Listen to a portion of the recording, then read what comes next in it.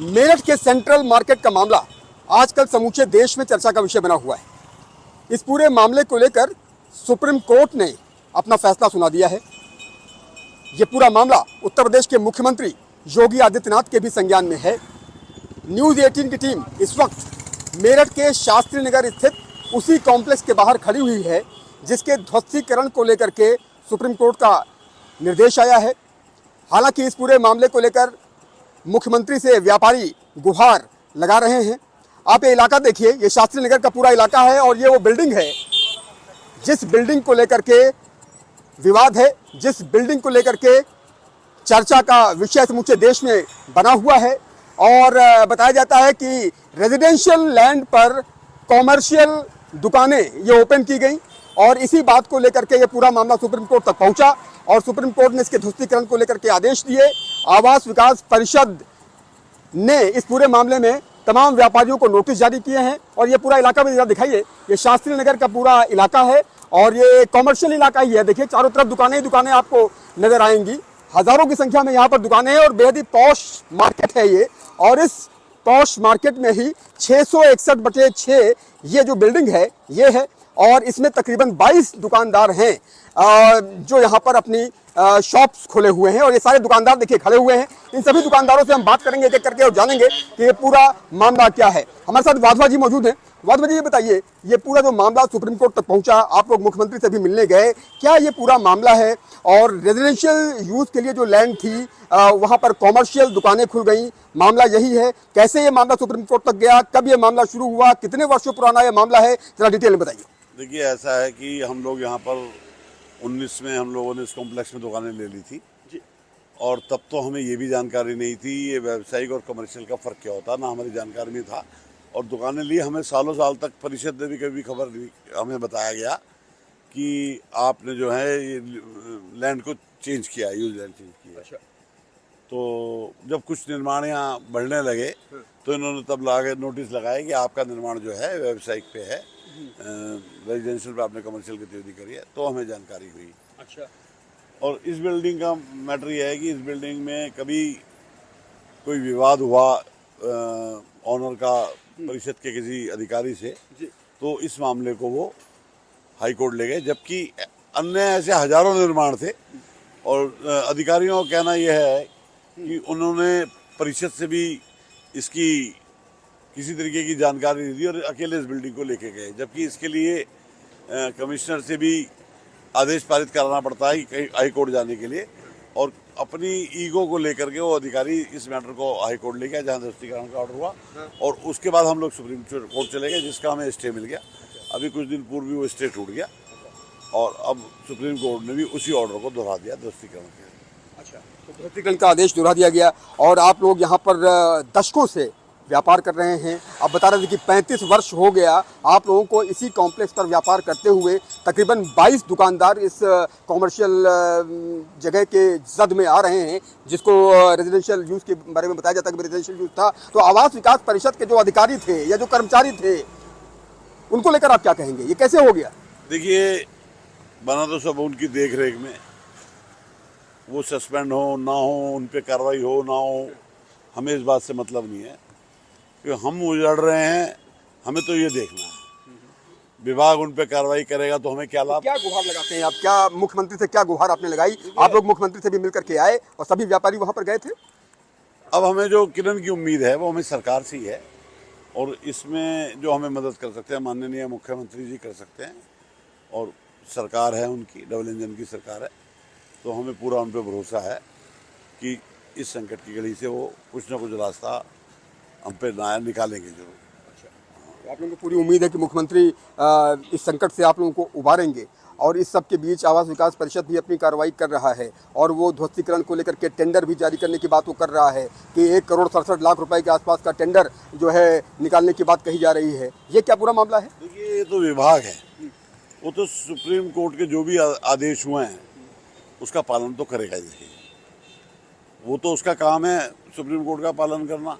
लेकिन इन सब से बचने के लिए हमारा जो मेन मुद्दा है और हम सब व्यापारी संगठित हो रहे हैं कि हमारी आवाज़ सरकार तक जाए और हमें मदद करे और कोई ऐसा कानून विधि या कुछ हमारे अधिकारियों को ढील ढाल के लिए कुछ ऐसा कुछ कहे कि जैसा कि बहुत से ऐसे निर्णय हैं जो डेड हो जाते हैं, ऐसा नहीं है कि इसको भी ढील ढाल बरत के खाना पूर्ति की जा सकती है।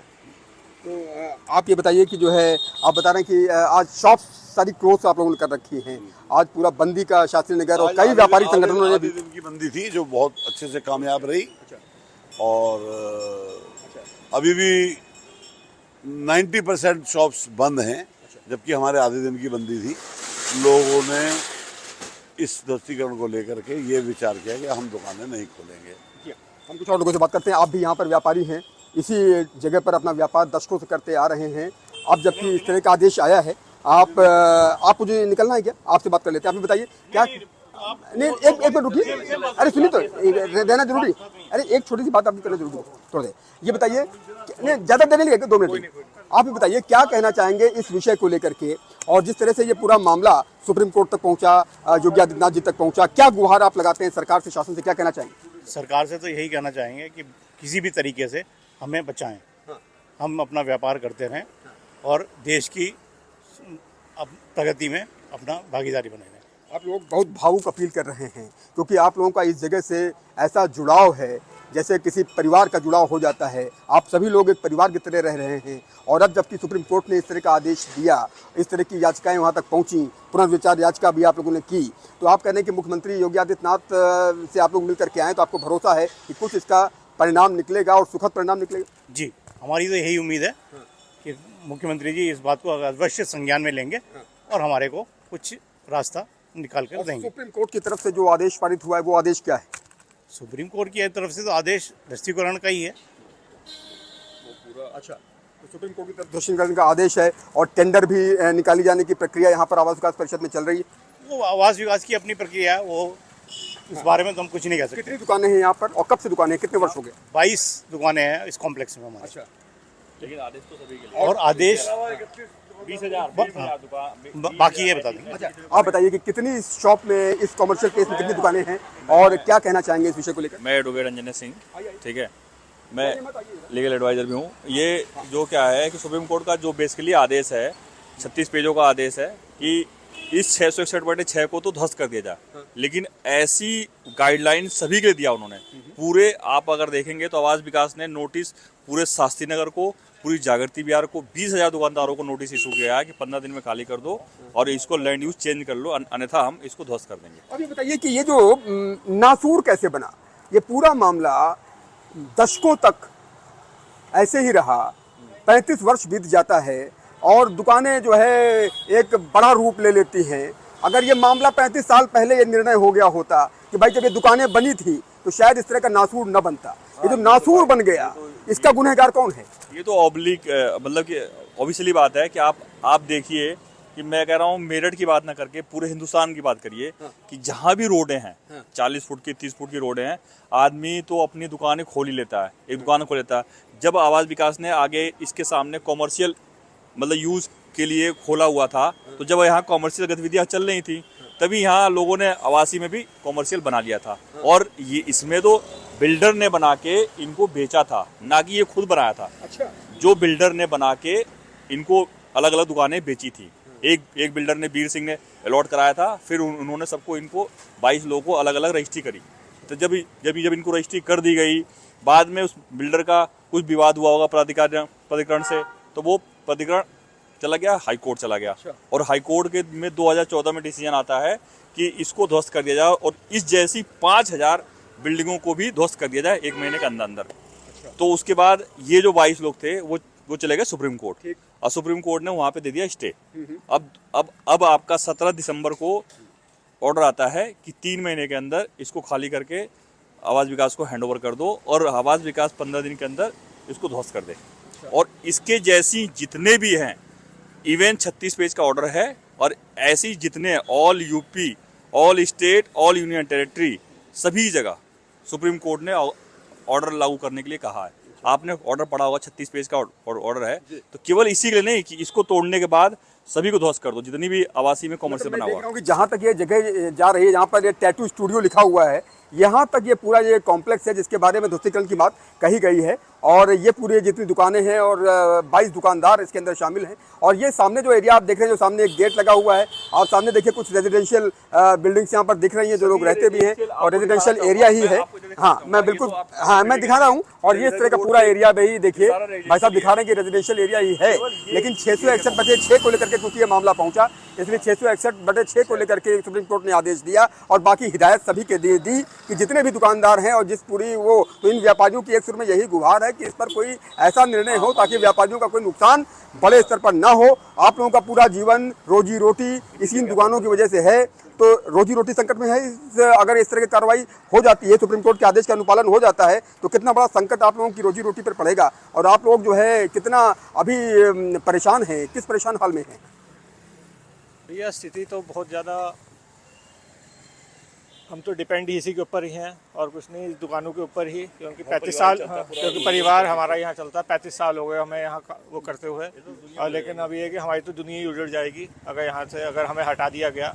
तो हम तो सरकार से दरख्वास्त करते हैं कि हमारा इसमें सहयोग करें और हमें उससे बचाएं।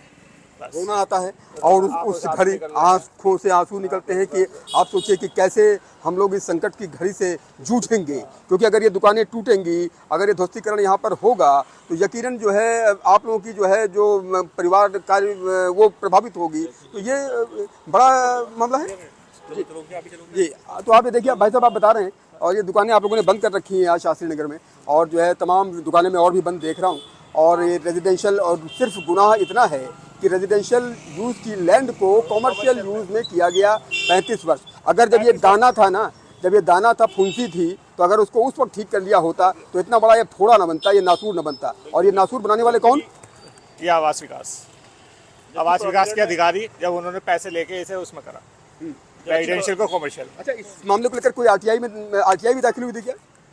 अरे आरटीआई तो ब्लैकमेलिंग करते रहते हैं। आरटीआई तो बहुत सारे ऐसे हैं लोग जो आरटीआई से ब्लैकमेलिंग करते हैं। जबकि आप देखें आवास विकास के अलग दोनों शाखा है। प्राधिकरण जो मेरठ विकास प्राधिकरण है, उसमें ये रूल है कि आप मतलब कि असुदा शुल्क देके उसको भू परिवर्तन चेंज कर सकते हैं। और जबकि आवास विकास में नहीं है रूल ये। अच्छा, आप लोग क्या ये भी गुहार लगाते हैं कि जो भी फाइन लेना हो ले लो आप, लेकिन आपकी दुकानें ना जाएं, ये आप कहना चाहते हैं? हाँ बिल्कुल, हम तो कह रहे हैं जो हमसे शुल्क बनता है, जो हमसे शुल्क वो करता है, हमसे ले लिया जाए और इसे कॉमर्शियल कर दिया जाए, इसे कॉमर्शियल कर दिया जाए और जो लैंड यूज चेंज कर दिया जाएगा इसका। अगर सरकार चाहे तो सब कुछ कर सकती है। रजिस्ट्री जब आप बताओ, रजिस्ट्री कॉमर्शियल कर रहे हो, कॉमर्शियल की राजस्व शुल्क ले रहे हो, नगर निगम हाउस टैक्स हमसे कॉमर्शियल ले रहे हो, जब हमसे बिजली का बिल भी कॉमर्शियल ले रहे हो, हमें जीएसटी नंबर दे रहे हो, सारे टैक्स हमसे कॉमर्शियल के ले रहे हो, तो भाई हमारा भू उपयोग परिवर्तन क्यों नहीं सकता?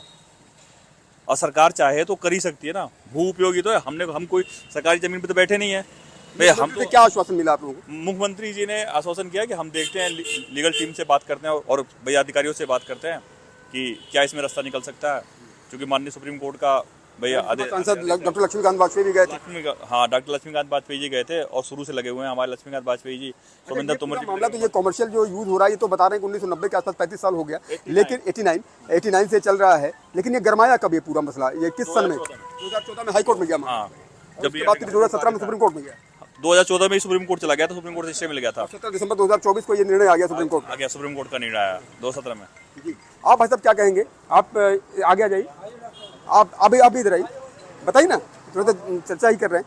आप लोग बताइए क्या कहना चाहेंगे इस विषय को लेकर के, जो ये पूरा मामला है और ये कितना गंभीर विषय है। सुप्रीम कोर्ट ने तो आदेश दे दिया, लेकिन एक दुकानदार की रोजी रोटी का सवाल है।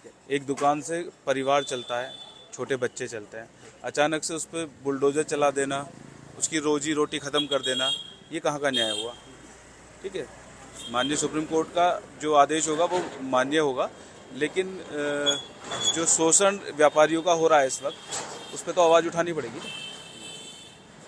माननीय मुख्यमंत्री से आप लोग मिले थे और आप लोगों ने अपनी बात वहाँ पर रखी और आश्वासन भी आप लोगों को मिला, तो आप लोग ये गुहार लगा रहे हैं कि कोई इसका रास्ता निकाला जाए ताकि इस भीषण संकट से व्यापारी निपटे। और जो जूझ रहे हैं, पल रात में नींद नहीं आती होगी कि कहीं ऐसा ना हो कि ये तारीख कल ही आ जाए, ध्वस्तीकरण की तारीख कल ही हो जाए और कल ये बिल्डिंग पूरी कोलैप्स हो जाए। बिल्कुल सच बात है, यही कंडीशन है। दिन रात कुछ भी कंडीशन हो, यही दिमाग में रहता है कि पता नहीं कब ये दुकानें बंद हो जाए, ध्वस्त हो जाए, बुलडोजर चल जाए योगी जी का।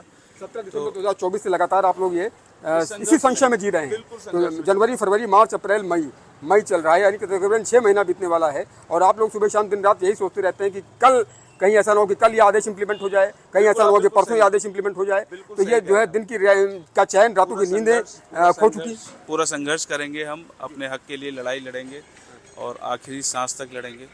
जहाँ तक हो सकता है हम अपने हक के लिए लड़ाई लड़ेंगे। आपकी लड़ाई की आप क्या कहेंगे? आप भी व्यापारी हैं, क्या कहना चाहेंगे इस विषय को लेकर के? कितना गंभीर प्रकरण है, क्या गुहार लगाना चाहते हैं सरकार से, शासन से? सरकार से यही गुहार लगाना चाहते हैं कि एक हमारा कारोबार, जमा हुआ कारोबार है, ये उजड़ा ना जाए। कहाँ जाएंगे ये लोग, कहाँ जाएंगे?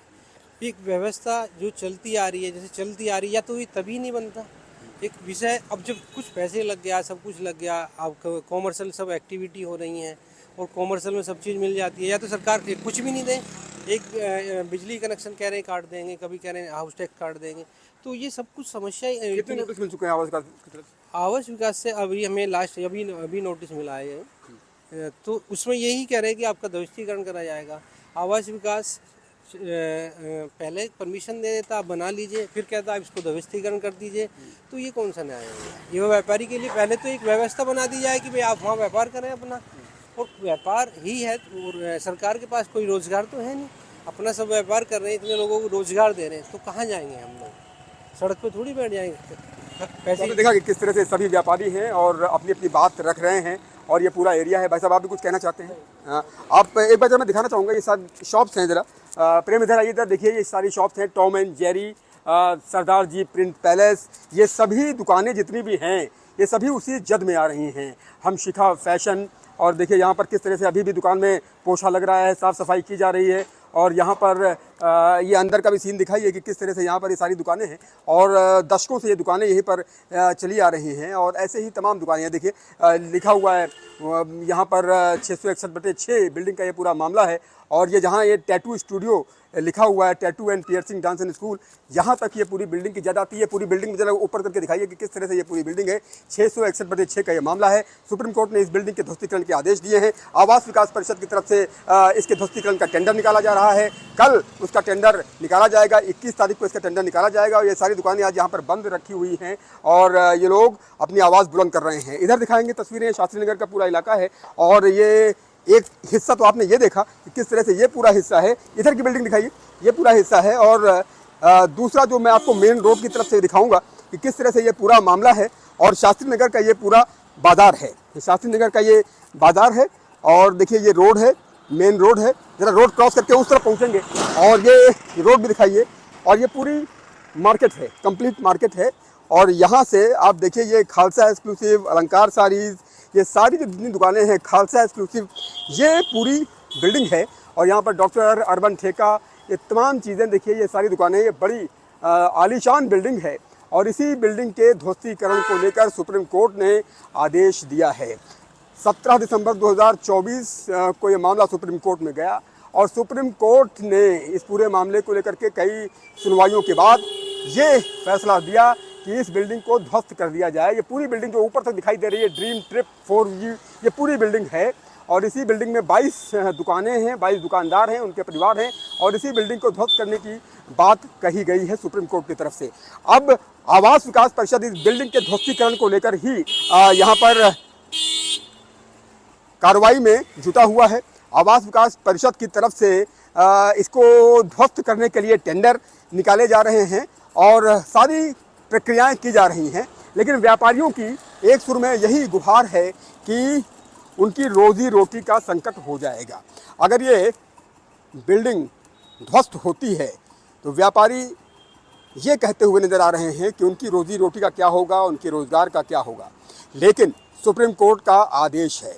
सुप्रीम कोर्ट ने अपने आदेश में स्पष्ट तौर पर कहा है कि बिल्डिंग 661/6 जो कि रेजिडेंशियल यूज़ पर कॉमर्शियल चीज़ें संचालित कर रही है, कॉमर्शियल दुकानें वहाँ पर खुली हुई हैं, वो कॉमर्शियल दुकानें नहीं रह सकती, उनको ध्वस्त ही किया जाएगा। यानी सुप्रीम कोर्ट का आदेश साफ है कि 661/6 की ये बिल्डिंग ध्वस्त होगी। और आवास विकास परिषद इसको ध्वस्त करने के लिए सारी प्रक्रियाएं कर रहा है। 1,67,00,000 का टेंडर खुलने की बात भी कही जा रही है। 21 मई को ये पूरा टेंडर निकाला जाएगा।